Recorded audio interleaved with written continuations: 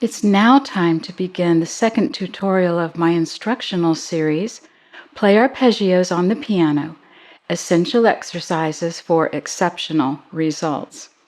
We've already learned the importance of playing arpeggios with flow, strength, and accuracy.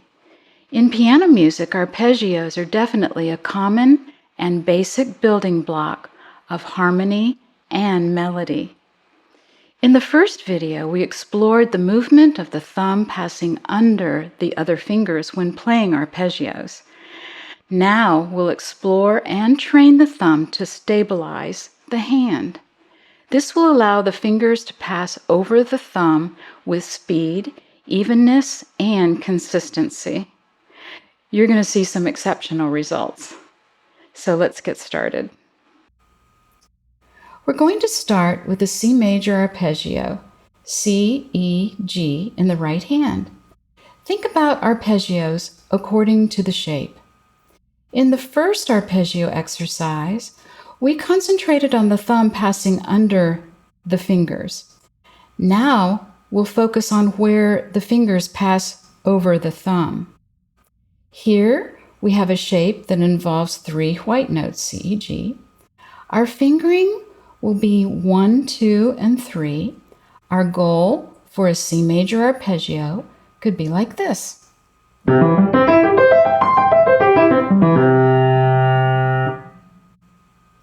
The thumb will be playing the C. Always check your wrist to be sure that it's tall and not low. You're going to want the knuckles to be tall and not caved in. We don't want that. We want them tall. And keep your fingers curved and rounded. We want to play on the tip of each finger for strength.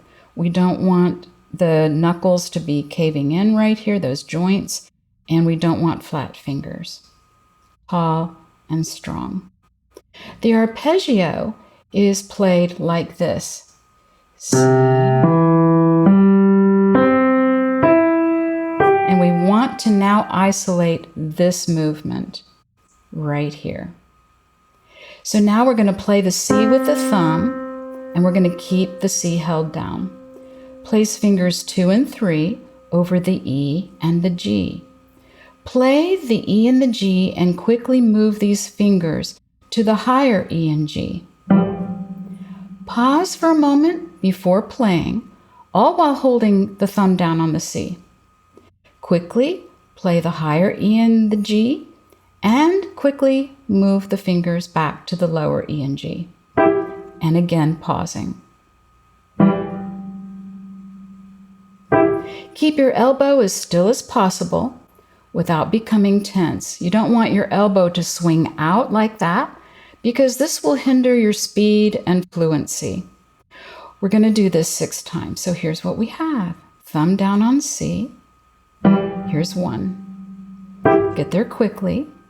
2, and pause. 3, 4, 5, don't rush, and here's 6. Good work. Remember when we spoke about the shape of the triad? We can apply the same practice technique to any of the other arpeggio shapes depending on where the fingers pass over the thumb. For instance, A major. An A major triad consists of A, C sharp, and E. We would use fingers 1, 2, and 3. So our thumb will be on the A. Fingers 2 and 3 on the C sharp and E. Back and forth. Don't let your fingers fly up like this. Keep them close to the keys. Check your elbow. We'll do 1 more, but you would do 6 in your practice session. Next, we have a B-flat major shape. The notes in a B-flat chord are B-flat, D, and F. Remember that whenever possible, you want to avoid using a 5th finger or a thumb on a black note. So a good fingering would be 4th finger on the B flat, thumb on the D, and 2nd finger on F. So what we have here is this.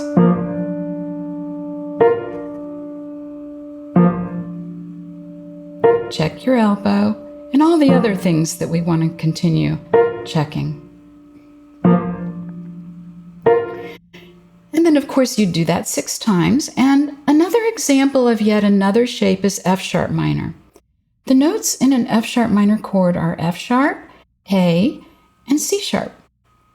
The fingering here would be 4, 1, 2. With our thumb on the A, our second finger will be on C sharp, and back and forth. Fourth finger on the F sharp. Check your elbow, stay relaxed. And again, you do that 6 times. So in other words, think about the shape and then apply the exercise to that arpeggio. The thumb will be the stabilizer in all these different shapes. Let's continue to the left hand. In the left hand, we'll demonstrate again starting with a C major arpeggio. Even though we begin and end the arpeggio with the 5th finger, the fingers pass over the thumb here.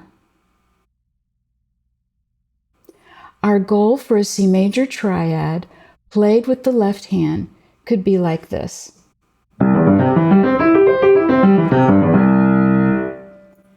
Place your thumb on C. Your wrist will need to be tall, not low. Check your knuckles. Keep your knuckles tall and not caved in. We don't want that. We also want our fingers to remain curved and rounded and playing on the tip. So we don't want this shape. We want the knuckle tall, and we don't want our fingers flat. Again, tall and rounded. With your thumb down on the C, place fingers 4 and 2 over the lower E and G. Play the E and G quickly, and then move to the higher E and G. Pause for a moment before playing the higher E and G, all while holding down the thumb. Play the higher E and G, quickly moving the fingers back to the lower E and G, and again, pausing. Keep your elbow as still as possible without becoming tense. If your elbow swings out, it's going to hinder your speed and abilities. We'll do this 6 times, so here's what we have. Play the C, and here we go. Here's the first. Pause, play and pause. This is 2. You don't want to rush this. Here's 3. Here's 4. Check your fingers and your wrist. 5. Check your elbow. Here's 6. Great. We can apply the same practice technique to any of the other arpeggio shapes, depending on where the fingers pass over the thumb. For instance, D major. D major is D, F sharp, A. And of course, again, we would begin on the 5th finger here, but our fingers 4 and 2 here will pass over the thumb in this manner. I like to use the 4th finger. You can use the 3rd finger. So here we're going to place our thumb on the D, and then we're going to play the lower F sharp and A, fingers 4 and 2. Come over and pause, back and forth.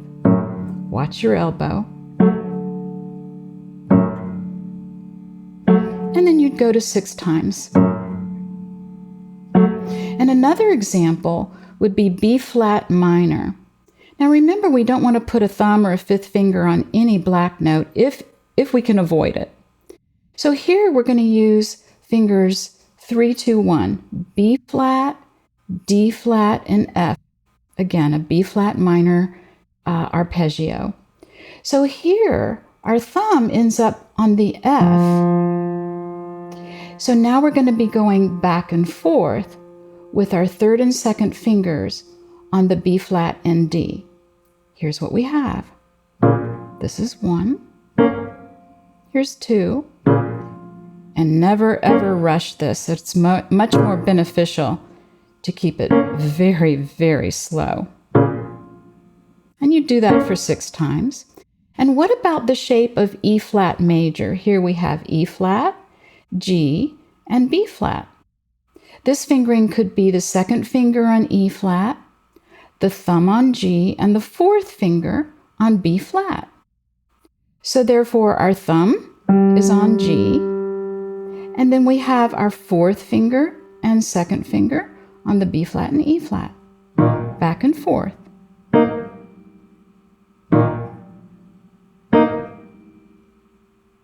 Never rushing, checking everything that needs to be checked.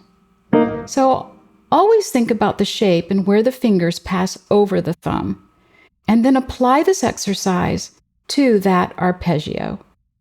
You've done some excellent work. This practice technique will provide some extreme results when playing arpeggios. Practice this consistently, and you'll see progress with your speed, ease, and control.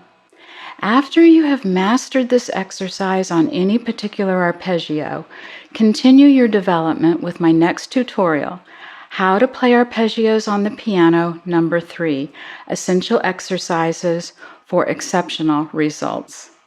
Thank you for watching, and remember to subscribe so you receive the latest training, teaching, and performance videos.